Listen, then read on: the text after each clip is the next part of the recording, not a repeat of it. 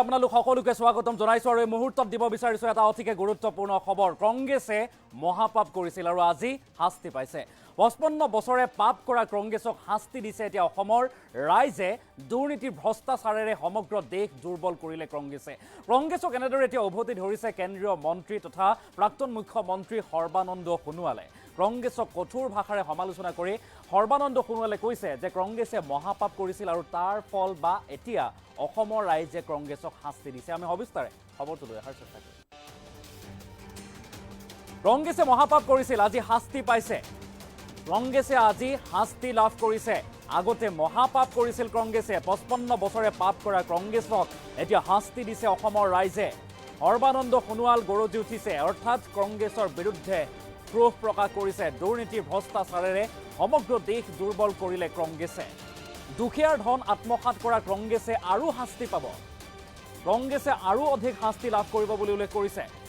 BJP চৰকাৰৰ দিনত প্ৰতিটো পৰিয়াল স্বাৱলম্বী হৈছে, উন্নত হৈছে। আৰু 10 বছৰে বিজেপি চৰকাৰে উন্নয়নৰ ৰাজনীতি কৰিছে বুলি উল্লেখ কৰিছে কেন্দ্ৰীয় মন্ত্ৰী সৰ্বানন্দ সোণোৱালে।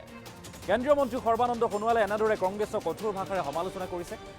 নিৰ্বাচনী প্ৰচাৰ চলাই নিৰ্বাচনী প্ৰচাৰ সভাৰ মাজতে এনেদৰে কংগ্ৰেছক লক্ষ্য কৰি সমালোচনা কৰিছে, কটাক্ষ কৰিছে কেন্দ্ৰীয় মন্ত্ৰী সৰ্বানন্দ সোণোৱালে। কংগ্ৰেছে মহাপাপ কৰিছিল আৰু তাৰ ফলাফল লাভ কৰিছে, অৰ্থাৎ শাস্তি পাইছে।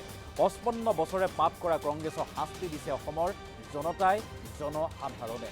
দুৰ্নীতি ভ্ৰষ্টাচাৰেৰে সমগ্ৰ দেশ দুৰ্বল কৰিলে কংগ্ৰেছে।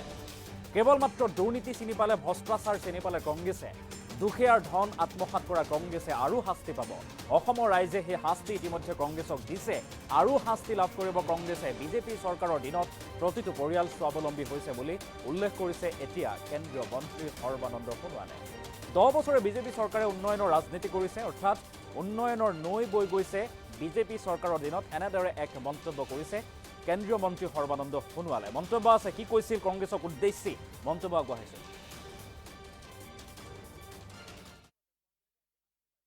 আৰু শাস্তি দিব। 55 বছৰে তেখেতসকলে প্ৰতাৰণাৰ প্ৰবঞ্চনাৰ আৰু দুৰ্নীতি ভ্ৰষ্টাচাৰৰ ৰাজনীতিয়ে গোটেই ভাৰতবৰ্ষক তেখেতসকলে দুৰ্বল কৰিলে আৰু দুখীয়াৰ ধন আত্মসাৎ কৰিলে। এই শাস্তিটো পাবই লাগিব। মহাপাপ কৰিছে নহয়, কাৰণ উন্নয়ন হৈছে, বহু উন্নয়ন হৈছে যোৱা 10 বছৰ। ৰাজ্য চৰকাৰ, কেন্দ্ৰীয় চৰকাৰে যৌথভাৱে দুয়োখন চৰকাৰে জনসেৱা কামত যিমান নিষ্ঠাৰে আত্মনিয়োগ কৰিছে, তাৰ ফলশ্ৰুতিত প্ৰতিটো পৰিয়াল স্বাৱলম্বী হৈছে আৰু আৰ্থিকভাৱে সবল হৈছে আৰু শান্তিৰে আজি তেখেতসকলে সমন্বয়ৰ দ্বাৰা সমাজ শক্তিশালী কৰা যাত্ৰাত আত্মনিয়োগ কৰিছে। নিশ্চিতভাৱে কংগ্ৰেছে আজি শাস্তি পাইছে, আৰু শাস্তি দিব। 55 বছৰে তেখেতসকলে প্ৰতাৰণাৰ প্ৰবঞ্চনাৰ আৰু দুৰ্নীতি ভ্ৰষ্টাচাৰৰ ৰাজনীতিয়ে গোটেই ভাৰতবৰ্ষক তেখেতসকলে দুৰ্বল কৰিলে আৰু দুখীয়াৰ ধন আত্মসাৎ কৰিলে। এই শাস্তিটো পাবই লাগিব। মহাপাপ কৰিছে নহয়, কাৰণ উন্নয়ন হৈছে, বহু উন্নয়ন হৈছে যোৱা 10 বছৰ।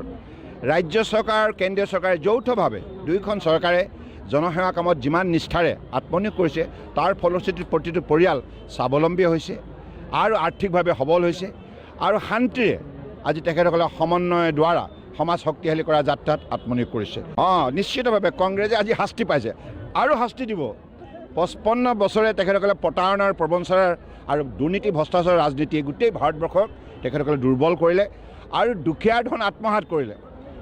এই শাস্তিটো পাবই লাগিব। মহাপাপ কৰিছে নহয়, কাৰণ উন্নয়ন হৈছে, বহু উন্নয়ন হৈছে যোৱা 10 বছৰ।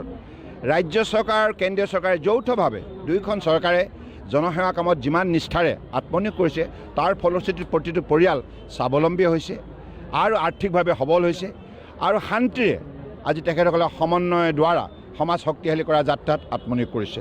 নিশ্চিতভাৱে কংগ্ৰেছে আজি শাস্তি পাইছে, আৰু শাস্তি দিব। 55 বছৰে তেখেতসকলে প্ৰতাৰণাৰ প্ৰবঞ্চনাৰ আৰু দুৰ্নীতি ভ্ৰষ্টাচাৰৰ ৰাজনীতিয়ে গোটেই ভাৰতবৰ্ষক তেখেতসকলে দুৰ্বল কৰিলে আৰু দুখীয়াৰ ধন আত্মসাৎ কৰিলে। এই শাস্তিটো পাবই লাগিব। মহাপাপ কৰিছে নহয়, কাৰণ উন্নয়ন হৈছে, বহু উন্নয়ন হৈছে যোৱা 10 বছৰ। ৰাজ্য চৰকাৰ, কেন্দ্ৰীয় চৰকাৰে যৌথভাৱে দুয়োখন চৰকাৰে জনসেৱা কামত যিমান নিষ্ঠাৰে আত্মনিয়োগ কৰিছে, তাৰ ফলশ্ৰুতিত